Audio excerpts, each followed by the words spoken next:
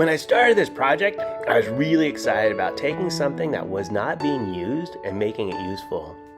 In order to make it useful, I knew that I needed fenders because I didn't want mud and water spots up my back at work. So I made some fenders out of some PVC pipe. PVC pipe becomes bendy with heat, so I put it in the fire and heated it up until it was hot enough to shape over the tire. Then I cut it in half long ways and cleaned them up with this burr and a belt sander. It also needed a rack, so working off the bike's existing lugs, I welded steel rod together, making it strong with triangles.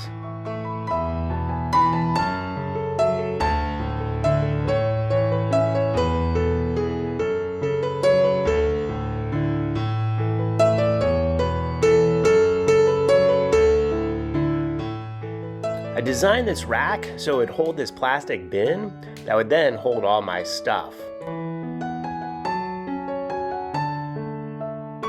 I started this project way back in the fall of 2022. By the time I got it painted, it was winter break and I wasn't commuting anymore. Then Bee changed schools and I was giving her a ride one way or the other, so I couldn't ride a bike. It kicked around the studio for over 2 years until just a couple of weeks ago when I finally finished it. It must be some kind of psychological disorder to have more projects started than one can finish, and I have it. Anyway, I'll take this one's completion as a small victory.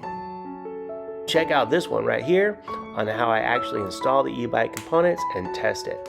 Take care.